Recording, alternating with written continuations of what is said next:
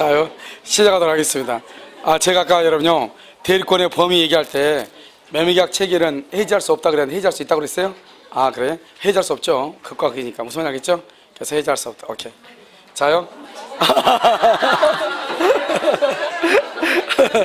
내가 아까 얘기하면서 대리권의 범위 얘기하면서 매매계약 체결은 해제는 못 하잖아요. 그러니까 해제를 한다고 얘기했나 봐요. 바로 지적이 지금 들어와가지고요. 수정하는 거예요. 알겠죠? 자, 오케이. 지금부터 해야 돼요. 자, 봐. 자, 무건대리죠? 이런 무건대리는 뭐냐면, 여기서 이렇게 갑이 있죠? 여기 이렇게 병이 있고요. 여기 이렇게 을이 있죠. 갑일한테 대리권을 주지 않았잖아요. 그럼 이 을은요, 을은 선이 일 때 뭘 할 수 있냐? 철회권을 행사할 수 있고요. 그 다음에 여기 을은 선악을 불문하고요. 최고권을 행사할 수가 있죠. 이 병은, 이 을은요, 135조 책임을 의해서 이것은 무과실 책임을 지는 거죠. 무과실 책임. 그래서 오늘 무과실 책임 지금 두 번째 나오죠? 한 번은 뭐가 나왔죠? 법정 대리인이죠? 법정 대리인이 복대리인 선임할 때는 무슨 책임이다? 무과실 책임이다. 이렇게요. 본인이라고 하는 것은 뭘 할 수 있냐? 추인권을 행사할 수 있고요. 추인을 거절할 수가 있고요. 이렇게 되어 있죠. 이제 무건대리 가장 기본적인 틀이죠. 여기서 이제 보면 철회권을 행사하게 되면 확정적으로 무효가 돼요. 확정적으로 무효가 되기 때문에 어느 누구도 책임을 안 지는 것이고요. 최고권 행사하죠. 그래서 그럼요, 다음 주에는 일단요 1시 반까지 하고 밥 먹고 다시 하도록 그렇게 했어요. 자, 차례권. 일단 1시 반까지 밥 먹고, 그러니까 2시에 밥 먹으면 배고파 안 돼요. 알겠죠? 그래서 1시 반까지 하고요. 자, 일단 보고 있죠? 자요, 체육권이죠? 체육을 하게 되면 어떻게 한다? 상당 기간이죠? 그래서 상당 기간을 정해서 체육을 하죠? 그러면 확답을 뭐 하지 않으면 발하지 않으면 발. 그래서 여러분 여기서 도달 그러면 큰일 나. 발신주의니까 발하지 않으면 추인을만 걸로 본다? 거절. 추인을 거절하면 확정적으로 무효가 되죠. 그래서 을은 갑은 병에게, 병은 갑에게 이행을 청구를 못해요. 만약에 갑이 병에게, 병이 갑에게 이행을 청구하죠? 그러면 상대방은 거절할 수 있는 것이에요. 아시겠죠? 그 다음에 거절권이죠. 거절 행사하면 확정적 무효가 되는데요. 거절권이 의미가 있는 것은 뭐냐면 을이요 갑을 상속했을 때, 을이 갑을 상속을 해. 그러면 을이 갑을 상속했죠. 상속해서 추인을 거절한다. 거절하는 것은 뭐에 반한다? 신의 측에 반한다. 그래서 신의 측에 반한다.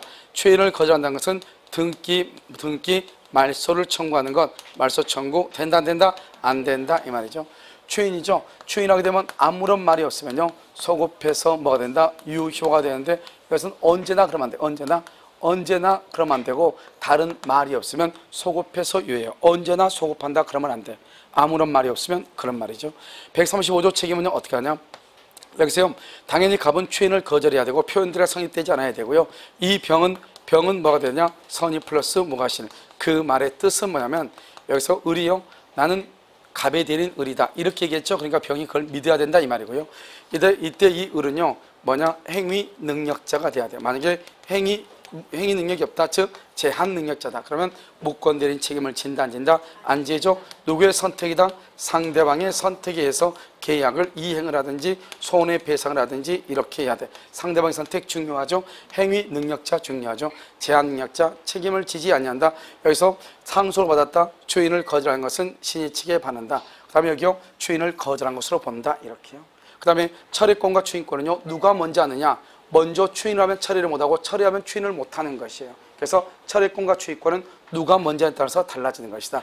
그 다음에는 뭐가 되냐? 그 다음에 이제 우리가 추인권인데요. 추인권은 하나하나로 보면 일단 추인은 뭐를 추인하는 거냐? 무권대리니까 유동적 무효죠. 유동적 무효인 것을 추인하는 거잖아요. 그래서 무권대리임을 알면서 장기간 방치하거나 그 다음에 형사고소나 민사소송이나 그 다음에 이의를 제기하지 않거나 우리는 이것을 추인으로 본다 안 본다? 추인이 아니다. 그런데 우리가 무권 대리임을 알면서도요 그 다음에 매매대금을 수령했다. 매매대금을 수령했거나 수령한 매매대금을 가지고 타 토지를 매입한다. 타 토지를 매입하거나 이런 것이 있으면 우리는 그걸 뭐란다? 묵시적 추인이다 이렇게 얘기하는 것이고, 그럼 우리가 이제 추인이라고 하는 것은 누구한테 추인을 해야 되냐? 갑하고 병하고, 갑이 병한테도 추인할 수 있고 갑은 을한테도 추인할 수 있고 병의 승계인 정한테도 추인할 수가 있다. 그런데 문제는 뭐냐? 갑이라고 하는 사람이 누구한테 추인하냐? 을에게 추인을 했을 때 문제가 되죠. 을에게 추인하죠. 추인했는데 이 병이 그 사실을 알고 있느냐 모르고 있느냐. 알고 있으면 추인의 효력을 주장할 수 있고 모르고 있으면 추인의 효력을 주장할 수가 없다. 이때 병은 뭘 할 수 있다? 철회권을 행사할 수 있다. 철회하게 되면 확정적으로 뭐가 된다? 무효가 되니까 갑은 병에게, 병은 갑에게 더 이상 이 행을 말 수 없다. 청구할 수 없다. 추인권이라는 것은 뭐냐? 형성권이고 단독행위다. 그래서 단독행위 때문에 원칙적으로 조건을 붙이지 못한다. 따라서 조건을 붙인 추인이나 변경을 가한 추인이나 일부에 대한 추인은 된다 안 된다?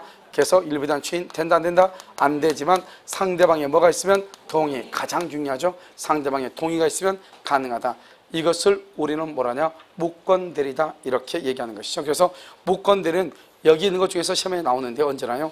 여기서 특히 여기에서 보면요, 단독행위에서 조건이나 일부나 변결간 추인은 추인의 효력이 없고 상대방이 동의했으면 추인할 수 있다. 이게 가장 정답으로 많이 나온 것이죠. 두 번째가 여기죠. 본인이 무건 대리에 추인한 경우 상대방이 그 사실을 알지 못한 경우는 뭐 할 수 있다? 철회할 수 있다. 이렇게. 그래서 이것을 우리가 보시면요, 무건 대리가 하는 것이고, 무건 대리는 별로 어려운 것이 없죠. 그래서 이렇게 보시면 돼요. 그런데 이제 우리가 이제 표현대를 보면서 이제 무건대를 같이 보면 표현대를 뭐냐면 125조, 125조 대리권 수요죠. 그래서 대리권 수요 표시의 표현대리 이렇게요. 그러면 항상 표현대리라고 하는 말의 뜻은 뭐냐? 그것은 무건대리를 얘기하는 것이고요. 대리권 수요라고 하는 것은 이것은 수권행위를 얘기하는 것이고, 수권행위 이것은 뭐라고 하냐? 단독행위로서 의사 표시를 얘기하고, 대리권 수요 표시라는 것은 알린다, 다른 말로 통지한다. 이것을 뭐라 한다? 관념의 통지라고 얘기하는 것이고, 그래서 대리권 수요의 표시라는 것은 대리권 수요 의사표시, 대리권 수요의 표시, 관념의 통지 이렇게 얘기하고, 그래서 대리권 수요 수권행위죠. 그러냐 언제나 이것은 이미 대리의 경우만 된다. 그래서 125조 표현대리는 법정 대리의 경우는 125조 표현대리가 성립할 여지가 전혀 없다. 이렇게. 그래서 대리권을 수여했다는 표시라고 하는 것은 뭐냐? 자신의 판매점이나 총대리점 등의 명칭을 사용할 수 있게끔 허락한 경우, 이런 경우는 우리가 뭐란다? 대리권 수요의 표시가 있는 것을 보고, 납세번호증이 있죠. 납세번호증. 세무회계상 납세번호증을 사용하게 한 경우 대리권 수요의 표시다 아니다 이런 말이고, 우리가 대리권 수요의 표현대리하고 그 다음에 129조를 먼저 봐. 129조는 대리권 소멸 후 표현대리죠. 대리권 소멸 후의 표현대리인데요. 이 대리권 소멸했다는 것은 두 가지가 있다. 첫 번째요, 대리인의 대리권이 소멸하고 난 후에 대리행위를 했는데 상대방이 선의 무과실이다. 표현대리. 또는요, 대리인이 대리권이 소멸하고 난 다음에 복대리인을 선임했어. 대리권이 소멸하고 난 다음에 복대리인을 선임해서 그 복대리인으로 하여금 대리행위를 하도록 한 경우 그것도 대리권 소멸 후의 표현대리다 이런 말이죠.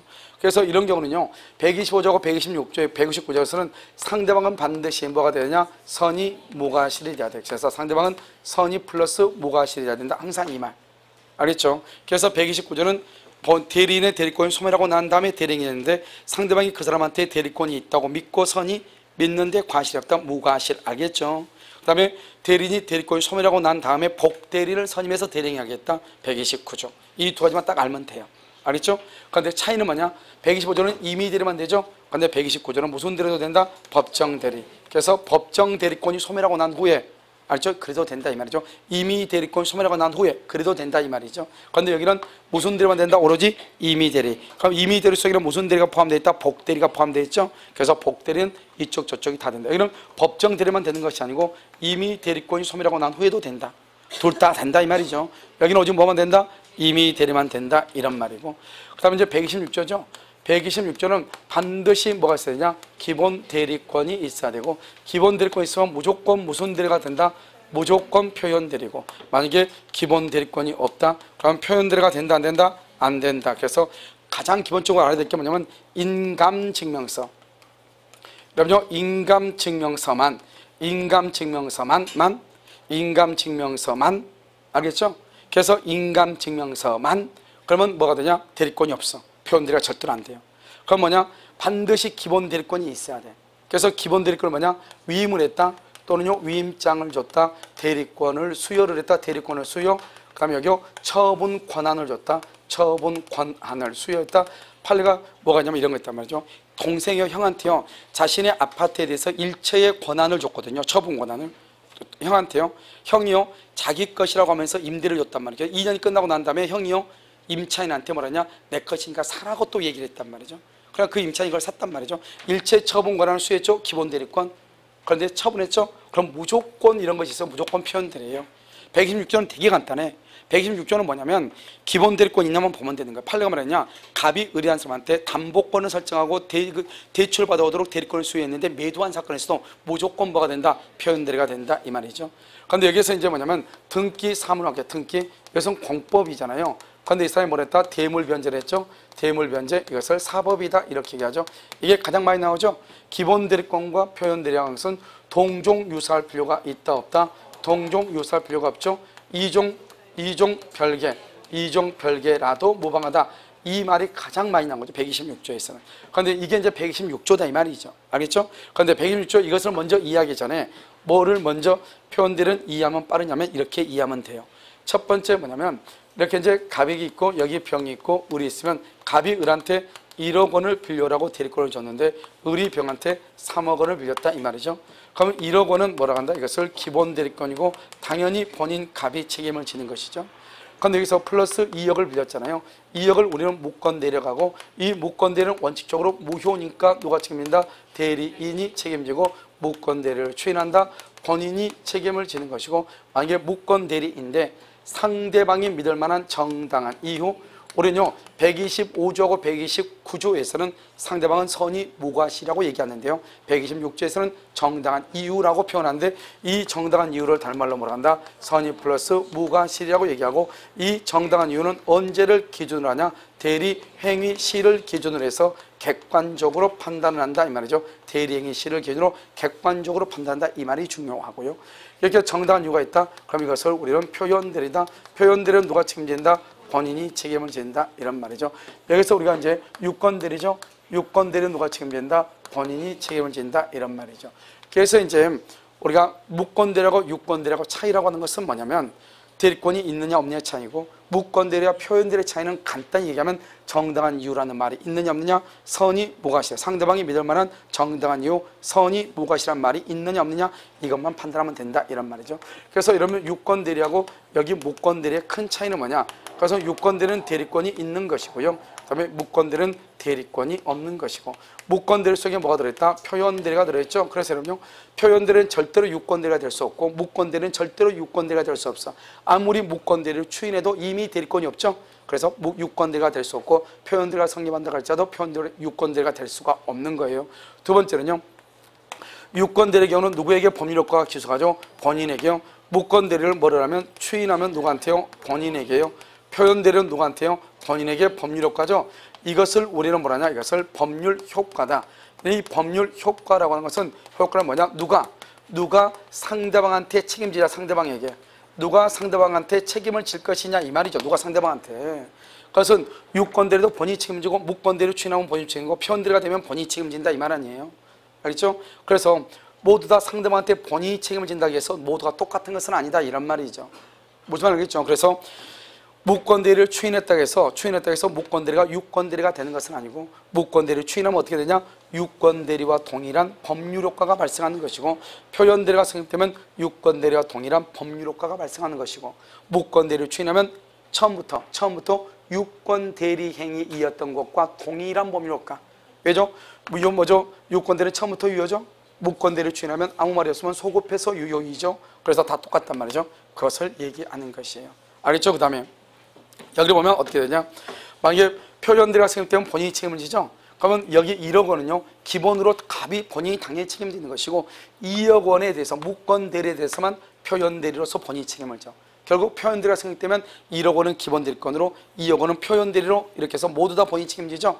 따라서 표현대리가 성립되면 본인은 전적으로 책임을 진다 말이 이런 말을 얘기해. 그래서 1억 원은 기본대리권으로 나머지 2억 원은 무권대리인데 표현대리로서 책임을 져. 결국 3억 원 전부를 본인이 책임진다. 따라서 표현대리가 성립되면 본인은 전적으로 책임을 져야 되고 상대방의 과실이 있다 손치더라도 과실 상계의 법리를 유추 적용하여 본인의 책임을 말할 수 없다. 경감시킬 수 없다. 이렇게 얘기하고. 그럼 이제 요즘 이제 최근에 이제 나온 것 중에 뭐냐면 우리 이제 종중하고 종중이라든가 교회라든가 재건축 조합이라든가 이런 것들이죠. 이런 것들은 다 우리는 뭐라냐, 이것을 재산의 소유 형태는 뭐냐면 총유거든요. 총유인데 각자가 지분이 없단 말이죠. 그러니까 이런 총유의 경우는 반드시 사원총회 결의를 해야 되죠. 사원총회 결의를 해야 돼. 사원총회 결의를 했다 하더라도 대표자 개인 명의로 등기나 개인 명의로 소송은 절대로 안 돼. 그것은 무효가 돼요. 무효. 알죠? 사원총회 결의에 의해서 뭔가 구성원 전원의 명의로 하든지 단체 명의로 해야 돼. 그랬을 때만 뭐가 된다? 유효이고, 대표자 개인 명의라면 절대로 안 된다. 그것은 표현대리란 말을 쓸 수가 없는 것이다. 뭐라 한다? 무효이다. 이렇게 무효. 판례가 또 뭐라 했냐면 무권대리 추인하고 똑같은 것이에요. 우리가 종중총회를 소집을 했는데 종중총회를 소집하려면 소집권자가 종중총회를 소집해가지고 안건을 의결해야 되잖아요. 그런데 종중총회를 소집할 권한이 없는 사람이 종중총회를 소집을 하고 안건이 의결됐단 말이에요. 그럼 무효란 말이죠. 그런데 나중에 적법하게 종중총회가 소집이 됐는데 그 전에 종중총회 결의사항을 추인을 했단 말이에요. 추인. 그러면 판례가 처음부터 뭐가 된다? 유효하게 된다. 그래서 무권대리 추인하고 동일하게 봤고요. 우리는 권한 없는 자, 무권한 자의 처분행위는 판례가 무효라고 얘기했는데요. 그것은 무권대리 추인하고 동일하게 그것을 무권한 자의 처분행위에 대해서 본인이 그를 알고 추인하면은 마치 무권대리 추인과 동일하게 소급해서 본인에게 법률 효과가 뭘한다? 귀속한다 이러고요. 그다음에 이제 우리가 대리라고 하는 것은 누가 책임을 지는 게 원칙이냐? 본인이 책임을 지는 게 원칙이거든요. 그런데 표현대리는 무권대리 속에 들어가 있잖아요. 그러니까 무권대리가 성립하게 되면 어떻게? 무권대리가 성립이다. 그럼 무권대리가 성립하게 되면은 원칙적으로 본인이 책임을 지지 않지만 표현대리가 성립하면 본인이 책임을 지잖아요. 그런데 표현대리가 성립했단 말이죠. 그럼 표현대리는 무권대리 쪽이니까 본인이 상대방이 딱 봤을 때는 이 표현대리가 미운 게 아니고 누가 밉냐? 무권대리가 본인이 미운 것이 아니고 무권대리인이 너무 미운 거예요. 그러니까 표현대리가 성립했음에도 불구하고 본인에게 책임을 추궁하는 것이 아니고 표현대리인에게 무권대리인 책임을 추궁할 수 있다 없다? 없다 이 말이죠. 왜냐? 대리라고 하는 것은 원칙적으로 누가 책임을 지는 게 원칙이다. 본인이 책임을 지는 게 원칙이기 때문에 아무리 무권대리인이 밉다고 할지라도 상대방이 믿을 만한 정당한 이유가 있다. 그러면 표현대리가 성립해서 본인에게 책임을 묻는 것이 원칙이고, 본인에게 책임을 물었는데 그 책임이 표현대리가 성립되지 않았을 때 최종적으로 무슨 책임을 진다? 무권대리인 책임을 진다 이런 말이죠. 알죠? 여기까지를 우리는 뭐라냐? 대리권에 가는 것이다. 이렇게 얘기를 하는 것이죠. 그 다음에 이제 무효를 한번 보시면요. 우리 무효라는 것은 뭐냐냐? 137조 일부 무효가 있거든요. 그럼 일부 무효는 원칙적으로 무슨 무효다? 전부를 무효로 하는데요. 나중에 일부만 무효로 하고 일부는 무효로 하고 나머지 일부는 유효로 할 수도 있다 이런 말이죠. 이렇게 하려면 어떻게 되냐? 일단 법률행위가 일체성이 있어야 되고 그 다음에 가장 중요한 게 분할 가능성이에요. 이것을 우리가 뭐냐냐? 가분적이어야 된다. 가분적. 불가분 그러면 절대로 안 된다. 이게 중요해. 그리고 당사자의 무슨 의사? 가정적 의사. 어디서 봤죠? 가정적 의사. 가정적 의사. 무슨 해석이다? 보충적 해석에서 봤잖아요. 그래서 가정적 의사, 보충적 의사, 가분적이다, 일체성이다 이렇게 얘기를 하는 것이죠. 그래서 일부 무효는 뭐다? 일부 무효는 일부만 무효고 나머지 일부는 뭐로 본다? 유효로 본다. 이것과 똑같은 게 바로 일부 취소란 말이죠. 일부가 취소다? 그러면 전부 취소가 원칙이다. 일부만 취소하고 나머지 일부는 뭘 할 수 있다? 유효로 할 수 있다. 첫 번째 가분적이다. 가분적. 일부를 특정할 수 있어야 된다. 가정적 의사가 있어야 된다. 그러면 일부 취소는 법률의 규정은 없지만 일부 무효의 법률을 유추 적용하여 일부 취소도 허용하고 있다. 이렇게. 그 다음에 일부 무효의 경우는 첫 번째 뭐냐면 중간 생략 등기죠. 이런 중간 생략 등기라는데 그 사람 중에서 일부의 의사가 무효다. 일부가 무효. 그러면 137조에서 일부 무효는 무슨 무효다? 전부 무효로 보는 것이고. 자, 두 번째요. 우리가 토지거래 허가구역이요. 토지거래 허가구역 내 토지에 대해서 토지허가 건물을 의리용 일괄해서 매수했어. 의리 일괄해서 매수했단 말이죠. 토지와 건물을 한꺼번에 매수했다 이 말이죠. 그런데 토지에 대해서는 허가가 안 나서 토지에 대해서는 허가가 안 나고 건물에 대해서는 허가를 받을 필요가 없죠. 왜냐하면 토지 거래지 건물 거래가 아니기 때문에 건물에 대해서는 유효가 된다 이런 말이죠. 유효. 그런데 허가가 안 나오면 아직 허가 없으면 이것은 무효잖아요. 그래서 이것은 일괄해서 매수했는데 일부 무효죠. 일부무효는 원칙적으로 무슨 무효다? 전부가 무효죠. 그런데 일체성, 토지와 건물을 한꺼번에 계약을 했다. 분할 가능성, 토지와 건물은 별개의 독립한 부동산, 분할 가능하다. 그 다음에 당사자 가정적 의사, 토지에 대한 허가가 나오지 않더라도 나는 건물만이라도 매수하였을 것이다. 이러한 사정이 인정된다 한다면 건물만에 대해서 뭘 할 수 있다? 등기를 청구할 수도 있다 이 말이고, 세 번째는요 뭐냐면 강행법규의 일부가 강행법규의 일부가 무효이다. 그럼 어떻게 되냐? 강행법규의 일부가 무효. 그것을 약관법 16조를 보면 어떻게 되냐? 약관법 16조요. 그래서 일부 무효는 그 일부만 무효한다 이렇게 되어 있거든요. 그래서 강행법규의 일부가 무효는 먼저 첫째 뭐라냐? 첫 번째 뭐를 보냐면 먼저 그 법규의 내용을 봐. 법규의 내용. 그래서 약관법 16조 보면 일부 무효는 일부만 무효한다 이렇게 되어 있거든요. 그러면 그 법대로 간다 이 말이죠. 그런데 두 번째 이란 법이 없죠. 그럼 137조로 간다. 137조는 일부 무효는 무슨 무효다? 전부 무효다. 이렇게 가는 것을 우리는 뭐란다? 일부 무효. 이렇게 일부 무효에서 뭐가 인정된다? 일부 취소. 이게 요즘 최근에 많이 나오고 있죠. 일부 취소가 허용되는가 허용되지 않는가. 일부가 취소가 되려면 반드시 가분적이다. 일부가 특정될 수 있어야 된다. 가정적 의사가 있어야 된다. 138조는요 그래서 무효행위 전환인데요, 여기서 일부 무효나 무효행위 추인이나 무효행위 전환이나 다 똑같이 무효라는 말을 쓰려면 어떻게 되냐? 일단 법률행위가 뭐를 해야 돼? 성립하고 난 다음에 무효라는 말을 써야 돼. 그러니까 법률행위 자체가 성립조차 하지 않으면 그것은 전환이란 말을 무효란 말을 쓸 수 있다 없다? 없다. 그래서 무효행위 전환은 어디에 인정된다? 104조에서 무효행위 전환이 인정이 되죠. 그 다음에 두 번째 우리가 기본적으로 두 가지만 보면 되는데요, 타인의 자죠. 남의 자식을요 자기가 친생자라고 신고를 했다. 그러면 무슨 신고로서 효력이 있다? 입양신고요. 혼인 외의 출생자죠. 혼인 외의 출생자를요 무슨 신고했다? 혼인 중에 칠성자 신고를 했다. 그러면 무슨 신고로서 효력이 있다? 인지로서의 효력이 있다. 이것을 무효행위 전환이라고 하고, 무효행위 전환에서 또 여러분 중요한 것은 뭐냐면 예를 들어서 어음이죠. 어음이 무효이면 이것을 차용증으로 볼 수가 있지만 차용증이 무효라고 해서 어음으로 볼 수는 없거든요. 그래서 어음을 뭐라냐? 요식행위라고 얘기하고 차용증을 뭐라냐? 불요식이라고 하거든요.